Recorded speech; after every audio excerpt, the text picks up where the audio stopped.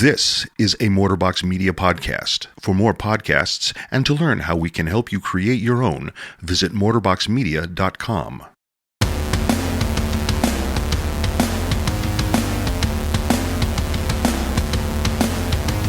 Welcome to Women AF, a podcast where we are just chilling like villains. Why not? I don't know. I'm great at these intros. I am Nicole, and I got with me my co-host, Carrie. Hello.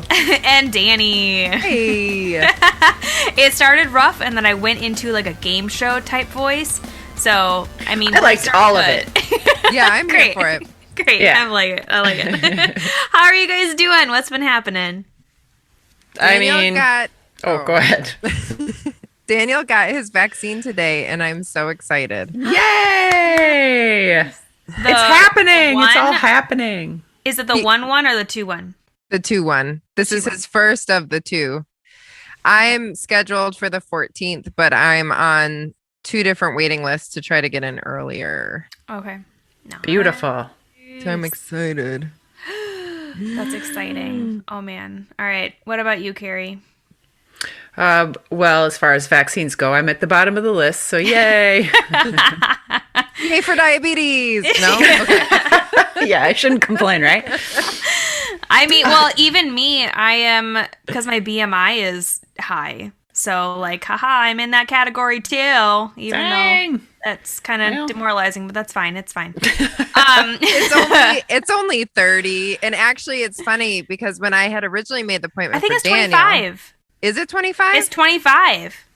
Okay. Which even better. is crazy. Because well, when I was originally scheduling Daniel's appointment, and then he had with our insurance, and then he ended up getting earlier because he works at a bank, so he's considered an essential worker. So he ended up getting it earlier for like a different reason. But when I was calling them, I said he has asthma, which is also on the list, and they were like, well, they actually require proof for that, and like you need like an actual diagnosis from a doctor, whatever. She's like, but what's his BMI? And I'm like, probably within range. And she's like, then let's go with that because they're not even really going to ask you.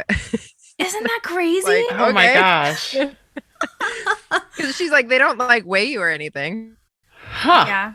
Well, maybe I should just make some stuff up. Yeah. Jeannie, I'm surprised that you're on the 14th because you got scheduled before I did. I got the phone number from you, and I'm scheduled for this coming weekend.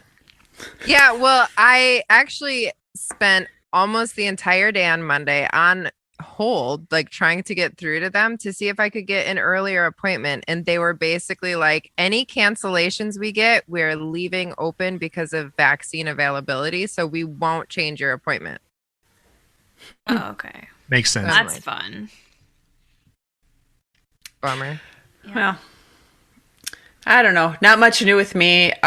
Still, the kids are still home and all that, so it's been crazy. A couple really stressful weeks, but I will say that last weekend was super beautiful, and we made every effort to get out and do things, and we went mini golfing, and that was amazing, and we went to the zoo, and that was amazing. So that was just kind of a nice break from all this, and I'm just so excited for like warmer weather and to be able to get out and do things. As people are getting vaccinated, yay! Can I ask you about the zoo? Because sure. We also went to the zoo this weekend, and it kind of cracked me up because like there were almost no animals out. Was that just me? Yeah, there wasn't as much to see as you, and like you couldn't go into some areas because of COVID restrictions. Like, I mean, we didn't get to see the prairie dogs or the birds.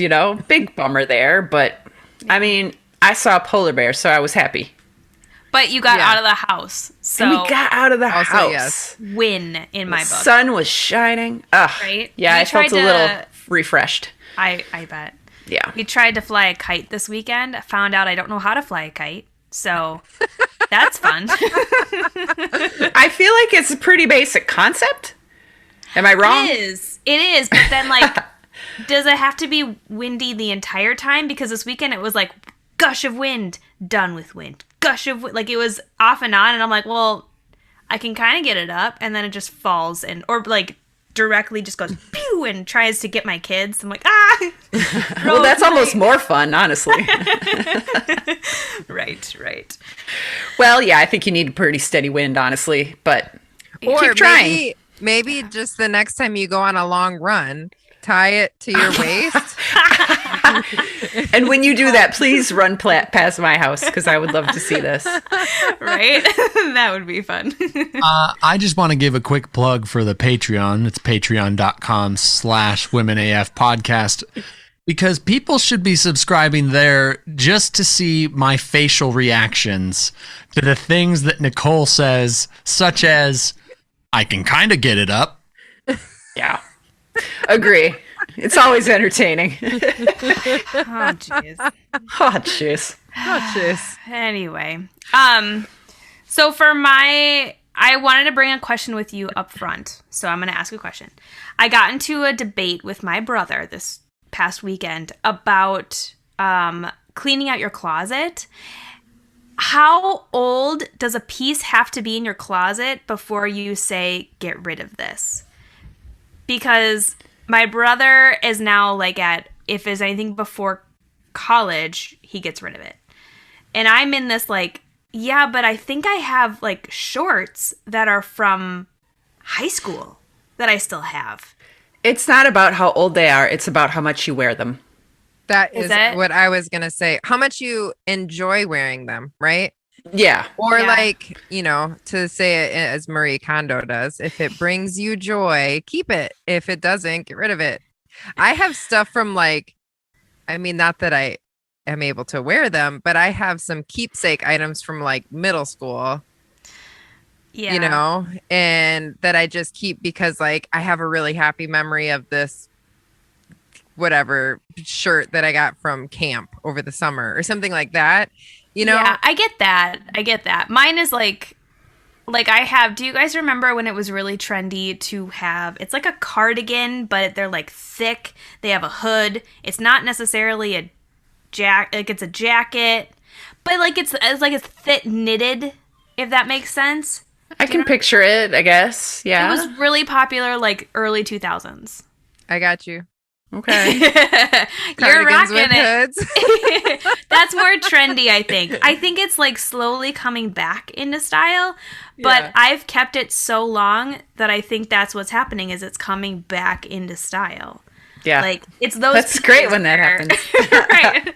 Ugh, I that's can't say ridiculous. I've ever been in style at any point in my life, but like I tend to I'm in the process of like decluttering like crazy. So I've done like 4 or 5 major closet purges, Yeah. but my big closet purges are like, I don't wear any of this stuff.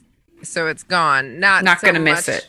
Yeah. So, and I don't care. I could have bought it in the last 6 months. If I just am like, this doesn't Yeah. actually look as good on me as I maybe thought it would or whatever, it's gone. But then I still have stuff from like I said, high school. I was Yeah. just wearing my high school volleyball sweatshirt a couple weeks ago when we recorded. Like, I once wore locally around. I went running and I went to the local soccer field. I don't know why I didn't know that name. And I was wearing my old high school soccer sweatshirt, and I'm just running in circles around the field. And this guy comes up to me and he's like, "Hey, did you drop this?" It was like a pedometer. And he's like, "Well, if it's not yours, can you just give it to your soccer team? Like it looks like, you're in high school. You can just talk to your team about it."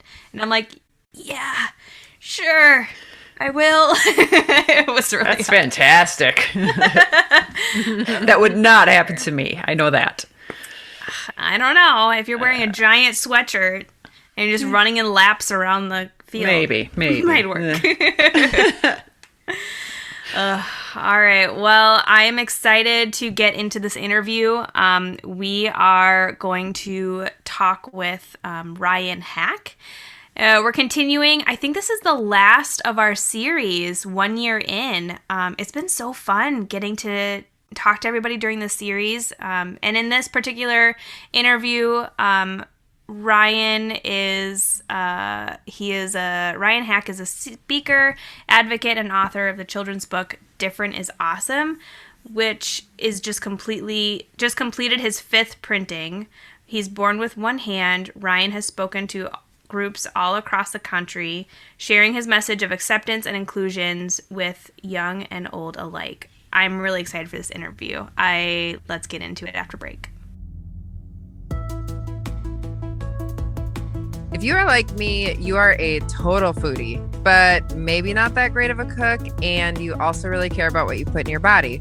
Well, those are just a couple of the reasons I love Blue Apron. The ingredients are fresh, pre-measured, and there are tons of delicious recipes to choose from that are super easy to follow. And you can also be confident in the quality of the food. You can pause weeks you don't want to get your box, and you can cancel at any time, so there is no long-term commitment. Sign up today for $80 off your first 4 boxes. Just go to womenafpodcast.com and click sponsors. Once again, go to womenafpodcast.com, click sponsors, and sign up for Blue Apron to get $80 off your first 4 boxes. Welcome to the show, Ryan. Glad you're here. Yay! Me? Really? Yeah. So tell us a little bit about what you do. Oh, that's a great question. So I'll start with a boring answer, which is Okay. I work for a health insurance company. That's my full-time job. But what I love to do, because I don't love that. Sorry, I just, what I love to do is speak and write. So I'm a published author, and I do a lot of speaking as well. And so most of that is to kids. I do a lot of speaking with kids, but I do a lot of other organizations as well. So, and we can get more into that too. I'm sure we will. What age range when you say kids? So mostly I do elementary age. Okay. I do middle school, some high school, but I wrote a chids book. A children's book, which we're gonna. It's actually a new thing I've created. A chid. There you go. It's appropriate now that I say it more, and I'll stop. So I wrote a children's book, and so I go and speak to schools, do assemblies for K through 5 typically, and I'll split them in half and do that, and it's a blast. That has changed, and I know that's one of the things that we're going to be talking about too. So Yeah. So let's get into it. Tell us a little bit about your book and what made you start writing your book and speaking. yeah, sure. So I was born with one hand. And this was, I know, Adam is shocked right now. Adam and I have known each other for a while. Tell him my favorite story. Okay. So this is Adam's favorite story. He tells it as often as he can. But even when I was like a teenager, I'm not a teenager anymore. I was born in 1977. But when I was a teenager even, I would be like in the grocery store, and these like older men would come up to me and be like, "Thank you for your service." Like, As a teenager? I'd be like, what war was I in? I'm 14. Like, what? And I had no idea how to respond. First of all, I didn't understand what they were saying for a while. And then once I understood what they were saying, I was like, do I say you're welcome? Do I explain that I did not lose my arm in the war? At what point do you just go? I bet a few times you tried to explain, but then at a certain point this is just not worth the time. You're welcome. Yes. Once I try to explain, I really do. But there are times where I'm just like, you're welcome. If I know, I'm not getting anything out of the deal. Like if somebody offered me a drink or something, I refuse. Ooh, yeah. You in passing? No. Yeah, you're welcome. So in any event, I was born this way, raised actually in the Madison area, went to school, was raised, I would say, pretty normally. I did all of the things that any other kids did. I was in theater, I was in sports, I was in music. I did all that stuff. And then went to college, and it wasn't until I was in my 30s probably where there was just a moment where everything kind of clicked for me, because I've always been a writer, and my hand, or lack thereof, really didn't affect me at all as I was growing up. I joked about it a lot, but I didn't I wasn't bullied. I had great friends. It just wasn't something that I thought about a lot, honestly. And so one night I was eating dinner by myself at the Culvers by my house in Verona. Like every awesome. I know that one well. That one Me too. is in my heart. Right, yeah. I lived like 3 blocks away from there, which is simultaneously like fantastic and also the worst thing in the world. But anyway, I'm eating dinner. I see this woman walk in with her son, and her son had an arm that looked like mine. And I was like, oh, well, that's interesting. Because I'd never really I never really go into a room and like check out how many hands people have. Like, it's just never something that I do, you know. But I noticed that this kid had one, and we kind of did a head nod at each other, right? And so as I was leaving, his mom saw me leaving and basically grabbed him and like ran after me and at the door and just stood there, right, and just kind of presented us to each other. I don't that part. It was just like, ooh, one hand. You guys are the same. So I'm just standing there like, what? Trying to get him to converse. And obviously he had nothing to do with this. So I'm asking him like, oh, Detroit Tigers, huh? He was wearing a jersey and he was just like, uh-huh. What's your favorite position? Like all of them. I was like, okay, I'm done. Who doesn't care? Like, this is a big deal to mom. Not so much to him. But it really was at that moment where I remember walking to my car and being like, I just want to like give her a big hug and be like, everything's going to be fine. Like, you don't need to worry. I can tell this was a big deal. I mean, it was pretty inspiring seeing me eat dinner alone. Right? I mean, we can all agree. Pretty big deal. But it made me think, like, what could I do that would be more intentional than eating dinner by myself in public, and that would help people. And so that really kind of got the ball rolling for me to say, okay, how can I use my experience to help other people who might be in this situation who don't feel like I do? Because I really didn't struggle. Like, when I look back on my upbringing, it wasn't, having one hand was not difficult for me.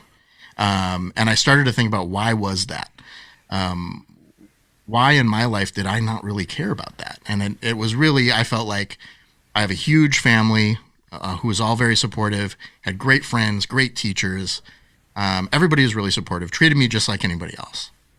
And so it really was at that point where I was like, okay, I'm going to try to use my voice to somehow help however I can. And I didn't know what that looked like. I had to actually do some research to be like, what are people struggling with? Because I don't know. I didn't really have that experience. And so one of the first things that I wrote, I started a website called livingonehanded.com. And one of the first things I wrote was how I deal with being stared at. And I just thought, well, that is a place to start. And I think that I'm perhaps more patient or forgiving, I guess, of people, because I understand that I do look different than they're used to. And so it doesn't, for the most part, it doesn't bother me all that much. But so it was just something that I wrote to explain how I think about it and how I handle it when I'm in public. And it really connected with a lot of people. And then it just kind of went from there. And I started making videos about how I do things, and I try to be funny in them, and just, things like, how do I tie my shoes? How do I peel an orange, which I feel like you could have like 5 hands, and peeling an orange is just going to be a disaster for me. So doing with one, even better. And so then, just again, things kind of snowballed. And then I remembered when I was in my like early 20s, my brother Joey was in elementary school, and he decided that he would bring me for show and tell. And so, like, not to it, I was what he brought for show and tell. Like, his teacher said, hey, bring something you like, bring something that's cool. And he's just like, this is my brother. He has one hand. Cool, huh? Okay, cool. And so I sat there, and all his friends asked me questions about how I did things. And it was great. So I remembered that experience years later. And I was like, I think I could turn that into something. And so that's where, and I'm showing everyone now, I wrote the book called Different is Awesome. And it took a while. I mean, it probably took, I don't know, a good year of writing and rewriting until I felt like it was good. But it's based on that story. And, the kid brings his older brother to class. They all ask him how he does things. And you realize along the way that each of the kids who are asking him questions have something different about them as well. So whether they're tall or they're short or they wear glasses or they have red hair or whatever it happens to be, you realize that we're all different in some way or another, and that's awesome. That's something to embrace. It's something to celebrate. It isn't something to be afraid of. It isn't something to make fun of people for. But we're all in the same boat. Some of us, it's a little more obvious than others, but we're all there. And so that's where the book came from. And it was awesome. We actually did and by we I mean me. I did a Kickstarter. I'm like, who all was involved? Me and my team. Did a Kickstarter project back in 2014. And that was how we funded it, and then published it in 2015. And so we actually just finished the 5th printing of the book, literally a month ago, probably less than a month ago. And it has been an incredible experience, just year after year, seeing it connect, because it's an evergreen thing, right? Like we all deal with that, like parents with kids of any kind, like deal with this, whether their kid is the one who maybe is different than others, more noticeably so than others, or just teaching your kid to interact with people who don't look the same as you, is important to everyone. And so seeing it connect with teachers and schools and hospitals and businesses, and I mean, it's been amazing to see it connect with so many people. And my hope really was, my main goal was to have a main character who had a limb difference like me, because it was basically my story, and you don't see that in children's literature very often. I was going to say or kids literature, but I'm not going to say that. But then to see it connect with so many different types of people has been amazing. And so that's kind of where it all came from. And that, like I said, has opened up opportunities to go and speak all over the country. And it's been a blast. I had a question about from when you were growing up. Did you ever want or consider or try like a prosthetic? Great question. I did. I actually wore.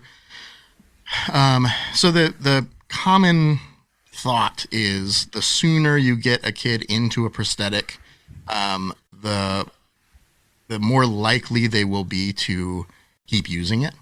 And so I had kind of a little arm when I was a baby, even that was just like for aesthetic reasons, but also to help me like crawl around or whatever. And then I had a hook arm, which just kind of wrapped around my back, and then I would kind of flex my shoulders and stuff to open the hook. And then I think I was the first kid in Wisconsin to have a myoelectric arm, and it would hook up to kind of the muscles on my arm, and I would flex one way to open it and another way to close it. And I didn't like that at all. Honestly, like, I was in elementary school. I knew I could do everything that I wanted to do without it. And so I remember my parents would make me just sit in my room and practice flexing my muscles so that I would be able to open and close it well. And just think of, like, I kind of liken it to if you were to walk around all day just holding a hammer. Because think of that. Like, think you're holding a hammer, the end of it, all the weight is at the other end, right? And that's how this arm was. It would connect at my elbow, but all the mechanics are down at the hand. And so, I'm running around in 95-degree Wisconsin heat with this arm attached to me. I'm sweaty. It's heavy. It doesn't help me. I'm having to relearn stuff I already know how to do well.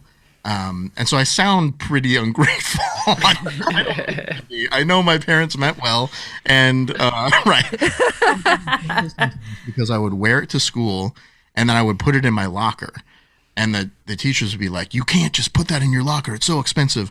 And I was like, who wants my arm? Like, how is that beneficial to anyone but me? Anyway, first of all, so I wore it until I switched from Madison schools to Verona schools from 5th to 6th grade. So somewhere during my 6th grade year, I stopped wearing it. But not before I was able to freak everyone out in one of my classes, because I was, I'm wearing a sweater like I am right now, and I was in class. I'm still friends with some of these people, and they can tell you the story. I got hot, and none of them knew I only had one hand. I got hot. I unhooked my arm and pulled it out of my sleeve and put it on the ground. And everyone around me is like, he just took his arm off. So that's something. I haven't seen that. That's very interesting. And honestly, I can completely truthfully, I do not remember that at all. Like, they handled it very well because I never had any idea that they were all freaked out. But apparently they were. So yeah, I have not worn one since then. And it's been, for me, it's fine because I feel like I'm fine with how I look. I can do all the things that I need and want to do without it. I have a lot of friends who do wear them, and it works for them, and that's great. It really is just such a personal preference type of thing. So I asked because I grew up with a friend when I was a kid who also only had one arm. Okay. He also, from when he was born, like from his shoulder down, he also hated to wear the prosthetics, so he never did. But like, the thing I remember most about him is this one time we were having a shooting competition with my dad and then my dad's best friend, and me and my friend won. Mm-hmm. And my dad's friend was so angry that he was beaten by a bunch of 12-year-olds that he ended up leaving the weekend retreat because he was so mad. And that's like my favorite memory of him. But yeah, I just remembered the same thing. Like, he hated his prosthetic too. Yep. Yeah, it is. Like I said, it's such a personal preference type of thing. I've one of my friends he is missing his arms and legs, and so he has prosthetic arms and legs. And whenever we're around each other, he lives on the East Coast, but I try to hang out with him like at least once a year, and I'll just follow him around and like watch him do stuff, and he'll be like, "What are you doing?" And I'm like, "Look at you." This is so fascinating for me. I'm like, because we text each other a lot. And I'm like, "How do you do it?" Like, I want to see how you do it. And he's just like, "Oh, you're more annoying than my other friend." Mission, I think. But yeah, it's fascinating just to see how individualistic it is for people who are shaped differently, and what works for them, and what doesn't. So. Yeah. So, going back to your book, it sounds like you had an amazing response to it and continue to have an amazing response to it. Is there ever talk about a sequel or a variation of the book, or where do you stand with that? Yes. Yes, there is. Sounds like a story. I'm excited. Well, it's not really a story, more like, what have I been doing for 5 years?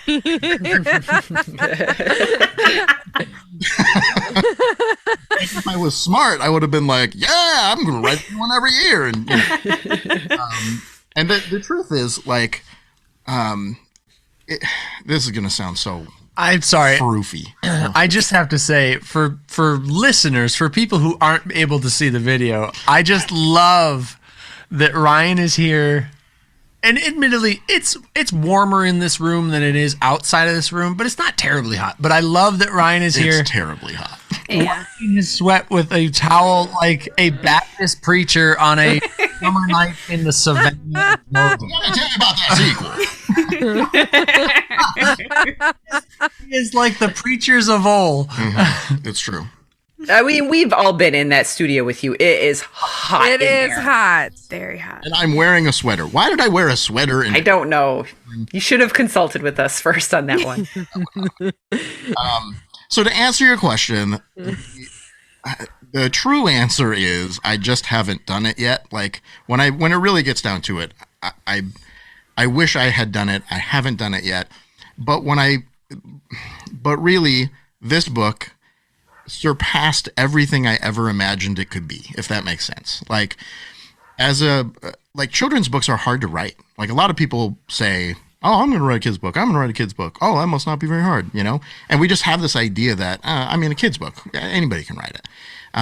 That isn't true. Like, to write a good kid's book is really hard. Like, you're bound by the fact that you have only so many words. I mean, every word has to be the right choice.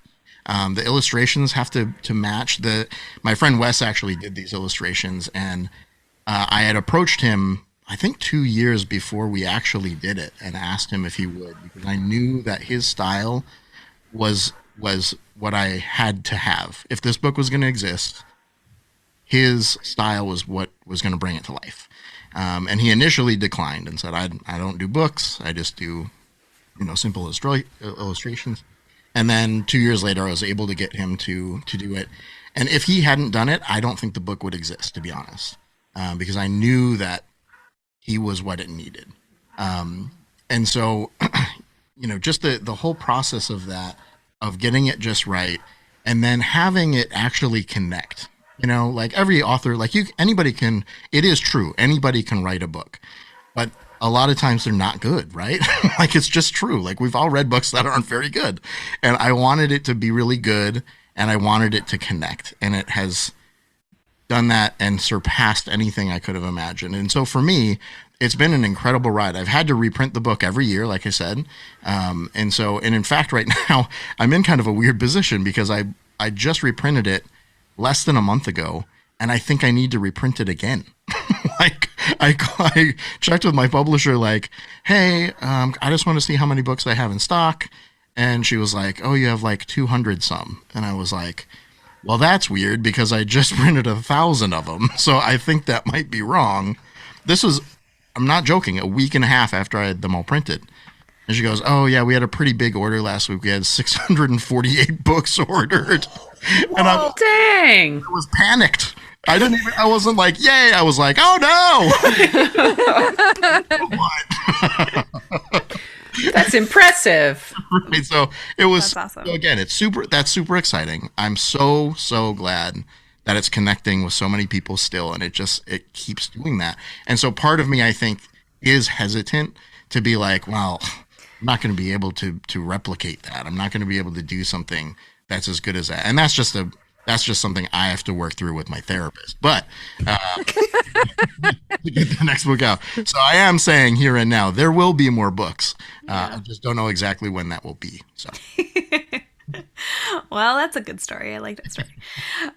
So, okay, you're using this platform to talk with a bunch of, students, have a difference. How has this changed since March 17th, 2020? Like, everyone has kind of been in different scenarios. Have you still been able to reach out to kids and help them through this awesome message?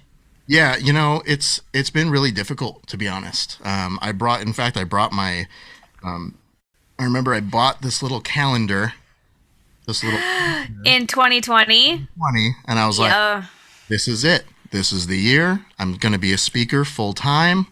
I'm going to fill this sucker up. And here we go. I'm making the transition. So if you look in my calendar, March, I was supposed to. That was mine. Pennsylvania and Colorado. Oh. I was going to be in California and Utah. Oh, no. Gorham, Maine, Marshfield, Massachusetts, Eau Claire, Wisconsin, Lancaster. And so all of that was just gone, right? And I thrive in a room with people. Like, that's where I'm comfortable. Like, Adam can attest, like, at the Story Slam things, like, that's where I come alive. Like, and not in a weird, like, everybody look at me, I'm awesome. Like, not that. Just, like, I feed off the energy, and I love connecting with people, and I love the little things that you can't replicate any other time. Like, you have to be there that night, or you're not going to have that experience, right? Like, I can give a talk over and over and over and over. But right now, this is the talk we're doing, and I'm gonna have stuff in there that was only on that night, right? And so I was really just thrown off because I was like, I know I can do Zoom, I know I can do that stuff, but it just isn't the same. It's really hard. It's like when you have that in you, that gene or whatever it is, that like you thrive off that energy, being on a stage and being in front of people, it feels the most like being at home. Mm-hmm. And then suddenly we just had that ripped away, and that was like I haven't felt at home for a year. That's the feeling I get. Yep, I think that's true. Like I just had my uncle invited me to speak at this like scouting event here in Wisconsin. So it was like a group of, I don't know, 20 kids who are doing scouting stuff and some parents, and it was outside. And I was ridiculously happy. Like they were having a fine time. I'm sure it was fine, but I was just like, oh, I miss this so much. And I have Friday night, I'm doing an online virtual event for the Shriners Hospital in Portland, Oregon. And it's going to be, an hour and a half of just kind of doing my presentation, then Q&A and all that kind of stuff. And I've done some other ones that have been good, but it's different. There's a different energy. And I remember one of them I did, and I don't remember what the joke was, but it was amazing. It was such a good joke. It was so good. And I could see everyone laughing, but you can't hear anything, right? So everyone is in the chat, like doing their LOLs and all this stuff. And I'm just like, this is not the same. Like, I'm glad they're happy. I can tell it was funny, but it's just such a weird dynamic. And then I remember someone saying, good try on that joke. What a tough room. And I was like, what room were you in, dude? I was like, everyone loved it. What are you talking about? And it was just, you can't refute it because you weren't in a room together. So it was just, so it's just such a different atmosphere. I'm really looking forward to being able to be back, whatever that looks like with groups of people. But that has been a huge change for me in doing online stuff. And it's fine. Like, again, it's just a different way of doing it. But for me, it's much harder to be able to make those connections. And we all, every time I do it, we have a great time. I always get great feedback and, connections are made. It's just different, so I think everyone has experienced that to some extent during this time of things just being different, not necessarily better or worse, just different. And so, yeah, I think those are the main things that I've seen for myself during this past year. Is it too early to start booking in-person things yet? I don't think that. I think I'm open to it. Yeah? Yeah. Especially with, everybody's getting vaccinated now, which is great. Mm-hmm. And so for me, I would love that. People who I know different parts of the country are open to different things. And I feel good about that for myself, being able to do that. So whatever people are comfortable with, I'm totally open to having that conversation with people. We'll start filling up that planner again. Exactly. Yeah, get a 2021 planner. 2021 now. I mean, do you have the same goal to become like a full-time speaker? Yeah. Yep. Absolutely. I mean, that is what I would love to do full time. And I think it's not out of reach. Like I think it's absolutely within reach. Like the message that I have, like I said, it connects with so many people. And I remember sitting down one time and I went through just the elementary schools in Wisconsin, just one state. And it's hundreds, right? And so it's like multiply that by the entire country. Like there is so much opportunity there to connect. And so it's a matter of actually getting those, making those connections, making those bookings happen and the visits happen. But yeah, I'm all about it. Like I think it's something that can definitely still happen. So. And it's a good message. Like, I feel like kids, especially, they need that message. I went ahead and I bought the book a couple days ago. So you now have 199 left in stock. But like I love that message. I'm so excited to read to my kids. I'm excited. While we were talking before we got into this interview, you did mention how you're a big proponent of taking care of your mental health. Can I ask you to tell me a little bit more about that and why? Yeah, sure. I think it all kind of runs together, to be honest. Like when I talk to kids, I really talk to them about embracing who they are. And when they do that, they're able to embrace people the way they are, right? So if I have a hard time with myself, of course I'm going to have a hard time with other people. And so it's really helping kids to embrace who they are, no matter what they look like, what their family life is like whatever's going on. You're valuable just the way that you are. And I know that's Mr. Rogers is like one of my heroes, and so this is not a unique thought of mine, but I believe it, and I want to help other people to believe that. And so I've always had just a high view of. I mentioned therapy before. I'm seeing this guy Andrew right now. I'll just give. He's not going to listen to this. Shout out, Andrew. What's up? Yeah. He's amazing. Like I've been seeing him for a few months now, and he is exactly what I needed when I needed it. And so for me, it's just I've always been aware of my own mental health struggles. And so my parents divorced when I was very little. I was 3 or 4. And so I see a lot of how that has affected me growing up, kind of living in 2 different homes, and just how that's kind of unraveled in my life, and then just the different areas where I struggle. And so that's one of the reasons just for me personally. And then just another issue for me is I lost my dad to suicide actually in 2014.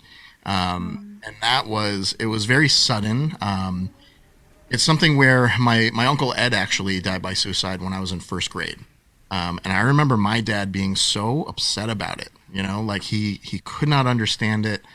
He was so upset. How could he do that to his kids, to his wife, to our parents? And even years and years later, I remember asking my dad about it. A few years before my dad did, I asked him, hey, can you tell me what you remember about that? And he was even then just visibly upset, about it. And so my dad in 2014, he had an aortic dissection. So he had a tear in his aorta in July. And so he had surgery to repair that, and their surgery went really well. But I think at that point, everything kind of changed for him. He didn't have a history of mental health issues at all, at least not that I was aware of or that any of us were aware of. But that, I think, just changed things for him, both physiologically, but also mentally. He could not wrap his mind around what his life looked like now. Like he was a strong kid. He was one of 10 kids. My grandpa was not shy about saying he was the strongest one, even though he wasn't the oldest boy, which I was like, sorry, Uncle Fred. I always felt kind of bad for my other uncle. But that was his identity, was this guy who he was the parks department foreman. He was always working outside. He was strong. He was, that was who he was. And so now he just was confused, right? He didn't know, what can I do? What can I do? He had just retired, and so they were going to do, they were going to do whatever they wanted now. And so for several months, all he would say when I would ask him, hey, how's it going, Dad?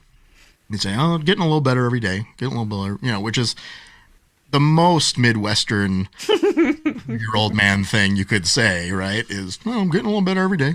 Yeah. And I didn't question it. I just believed him, because what are you going to do, right? You just trust him. And so then in November was when he took his life, and it sucked. To put it mildly, it was probably the worst day of my life, and none of us saw it coming. It just seemed like it was out of nowhere. And, for me, I was like, you hated that your brother did this. It makes 0 sense that you would do the same thing. 0 sense. And so it was really hard to try to come to terms with that and be like, what does this mean? And he had, he was just honored before that, literally the week before. There were hundreds of people there to honor him and his career with the city. He got a big plaque, like all this stuff. Like we all loved him and cared about him. Everybody knew him. Like I'm made fun of all the time because I have my dad disease where anywhere I go, someone knows me or I know someone. It just does not matter. And even my dad would make fun of me for it. I'd be like, you're making fun of me? Like everyone knows you. And so I had to deal with, what does this do to his legacy, right? He had this amazing life. He affected so many people in positive ways. And then this happens and you're like, well, crap. Like it's not a cherry. It's like a turd on top. Like this sucks. And so it took me a while to be like, well, it doesn't erase all of that stuff that happened, all of he at his wake, or visitation, whatever, it was the longest they had to stay open that they could remember because there were hundreds of people that came through. I had friends from work who came who said, we wanted to come through, but they said that we're going to have to wait like 3 hours. Wow. And you're like, and we had no idea because we're just, greeting everybody as they come through. But that was the impact that he had on people. And I was like, I'm going to choose to remember that. I'm going to choose to remember, it took me a while, but the tears are coming. I cry a lot, just so everybody knows. I do too. It's fine. But I was like, I'm going to remember every kid who came through that line who said, your dad was the best boss I ever had. Like every summer I'd come back from school and it was so fun, but he was really good at like keeping us on task. But I've never had a better boss. And all of his friends who said, I loved hunting with your dad. I loved bowling with your dad. And so everybody had these connections with him. And so it just, for me, it still is really difficult, obviously. But remembering all of those good things, and it took a while to get there. And I know a lot of people deal with this, and that's the thing for me is talking about it, getting it out. If you go to livingonehanded.com, I have a lot of posts about my dad and a lot of posts about processing my grief and what that looks like. Because I don't think we do that enough. I was shocked when it happened, how many people I knew that I didn't know were affected by suicide. I mean, person after person would be like, I lost my brother, I lost my uncle, I lost my friend, and I had no idea, right? Because we don't talk about it. And I get it, it's hard to talk about, but I think it's really valuable. And so for me, it's important to talk about it and to make it something that isn't taboo, and that if you're struggling with it, I'll talk about it. That's fine. And if I can, lead by example somehow and just tell you what I've gone through, great. I'm all for it.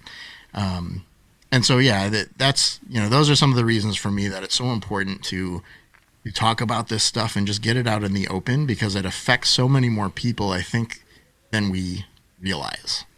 So. Yeah. How do you think, sorry. No, you go. Okay, I was just going to say, I'm speaking of the topic of, mental health and suicide. I mean, geez, the last year has probably not helped any of that. So as somebody who is comfortable of talking about your experience, anyone that's listening, do you have anything that you feel like you could say to people who might be like struggling with that, super amplified by the last year, that you think might be helpful to them? Yeah, I mean, I think connection is the key to everything, honestly. And it's really hard when you're in that place. Like I've struggled myself with suicidal thoughts. Like I'll just say that and get it out there because it's not something people like to talk about. But I've been there, and part of me, like, there have been times where I've been at the cemetery, like hanging out with my dad, and I'm like, dude, I get it. Like it sucks, but I've been there, and like, so I'm not mad because I get that, but man, does it suck that it happened, And so I think it's just being honest with yourself and connecting with someone. And I think those of us who maybe aren't struggling with that can just be on the lookout for people to connect with.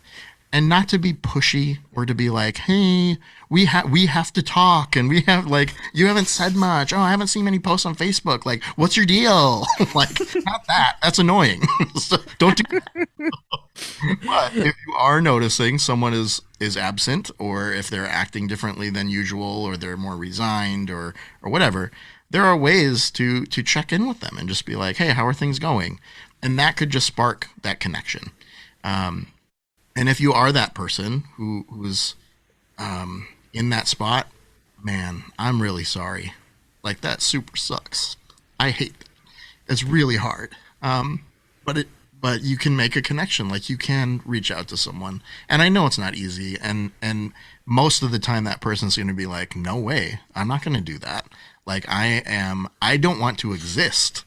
Why would I talk to someone, you know? And so I get it. But do everything that you can to connect with someone, even if it's just to say, hey, I don't think I'm going to make it to tomorrow. I just don't. And I don't think you can do anything about it. I thought you meant... Oh, boy. I thought you meant that when you said most of the time that person's going to say, no way, I don't want to do that. I thought you were saying the person that you reach out to most of the time is going to say, no way. And I was like, oh, okay, so good luck reaching out, I guess. Right. You don't know how people are going to react. I remember one of my friends, my friend Tim, he said, and I don't know why I always remember this. He goes, hey, Ryan, people aren't boulders. And I was like, I know you think you sound smart. Like, this seems really intense for you, but I don't know what that means. His point was, he goes, if you were to go up to a boulder and you say, hey, move over there, you know exactly what it's going to do. Nothing. It's a boulder. It just sits there. That's all it does. With a person, you have no idea how they're going to react. So you might reach out to them very kindly, and they might snap at you. And they might say, leave me alone. I never want to talk to you again. You don't know. Or they might say, I'm so glad you reached out. That means a lot to me. And that's part of being a human. Like, that's conversations are hard, right?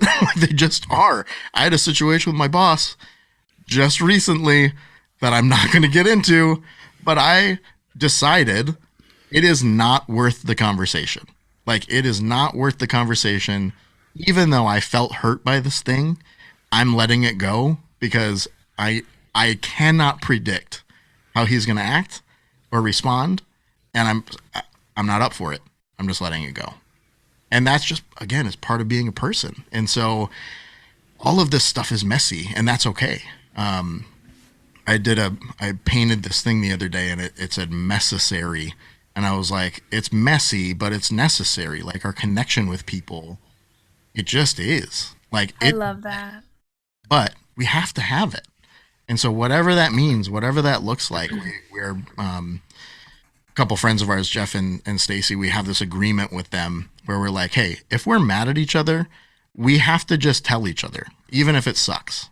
And my wife, like I think it was last night, was on a Zoom call with her, and she was like, hey, are you mad at me? And I was like, this is so like 7th grade.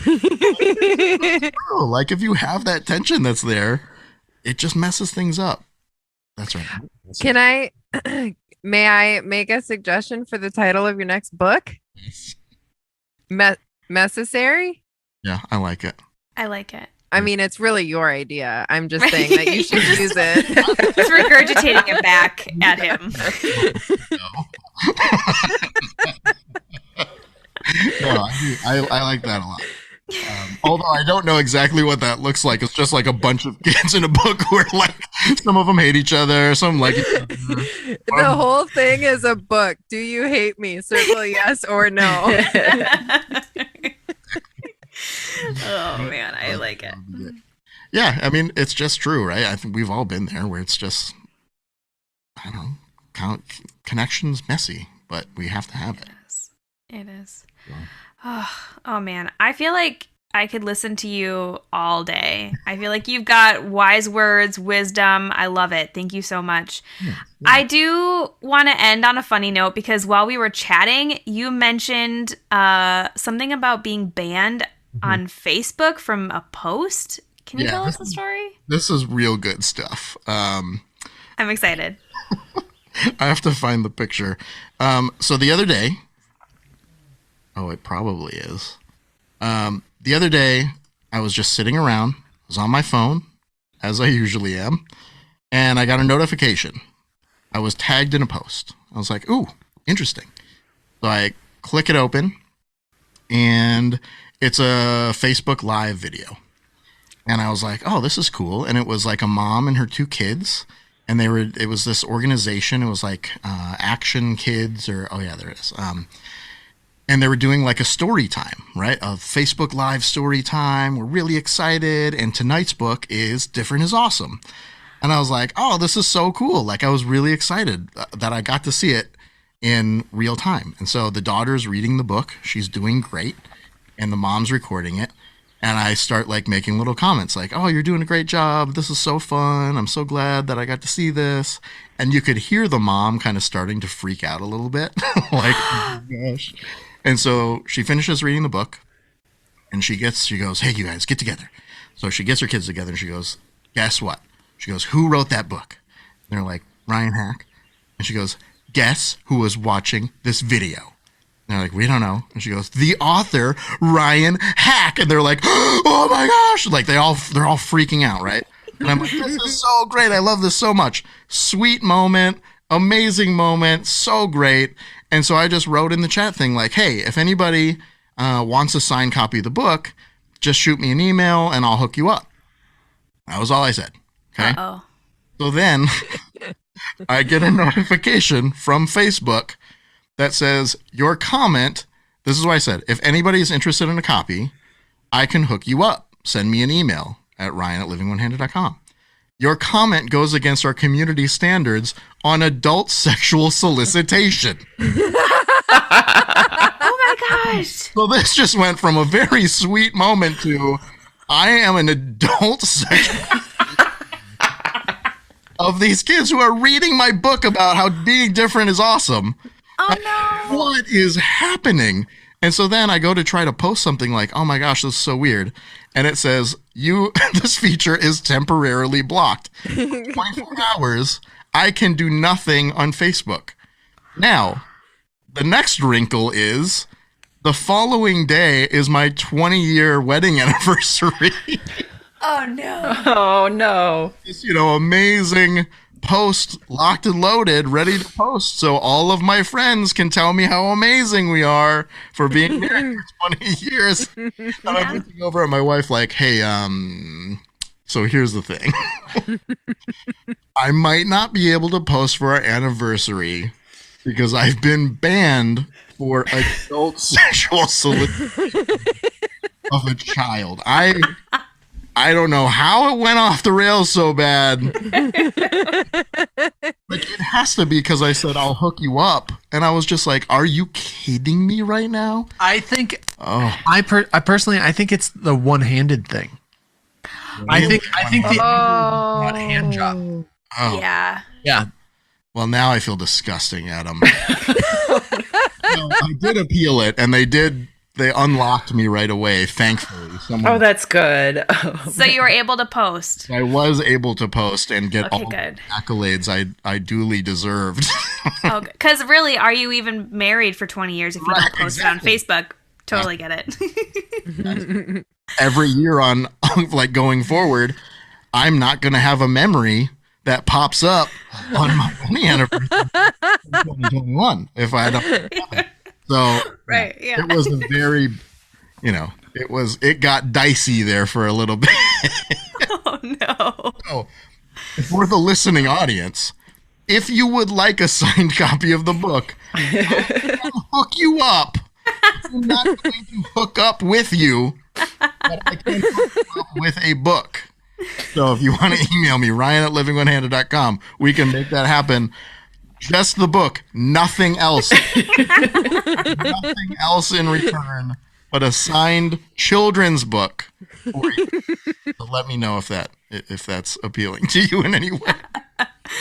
Oh, that's hilarious. Great story to end on. I love it. Where can I get a signed Chids book?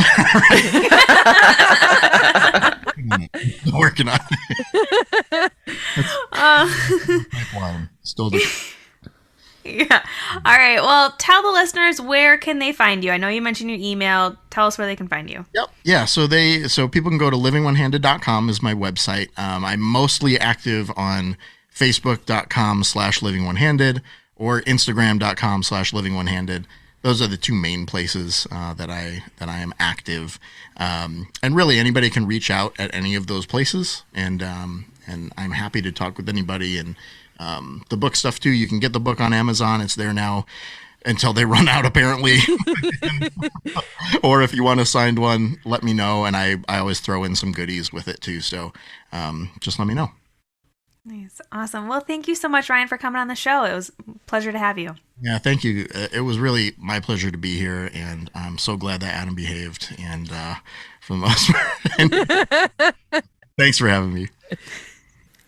What a great interview. I loved every minute of it. What did you guys think? It was all right. All right. I mean, fine. I know. He was awesome. I was serious, though. I could probably listen to him. Like, if he came to my school when I was that age or, whatever, I would listen to him the whole time. I wouldn't want to leave. Yeah, I can see how people pay him to do that because that was great. He's just outgoing and fun and funny and yeah. I'm always impressed just in general by people who enjoy being in front of people. And it doesn't have them break out in hives like maybe some other people I know. Yeah. Yeah. Like me? Like me. Like us. Like all of us. Oh, man. Well, if you want to check out Ryan a little bit more, all of his links will be in the show notes. What did you guys think? Did you like this series? I know this series is coming to an end. Let us know if you want us to continue to do these sporadically. If you've got anything for this, we would love to hear your thoughts. You can reach us at womenafpodcast@gmail.com. You can reach us at our website, womenafpodcast.com. We now have a Facebook group if you want to check that out. It's everything will be in the show notes, so check it out if you want to support us. Patreon.com/womenaf. See all these dancing moves that these ladies have going on. It's pretty good. Oh, and Ryan. Adam. You're not Ryan. Get Ryan back in here. We want Ryan. Oh, Ryan. I was like, who is Ryan? I'm so far removed from that now. You're like, it's done. I saw your last name and I just saw the R and I'm like, just Ryan. So anyway, yeah, so check us out. Oh boy, we are Women AF and we know you are too.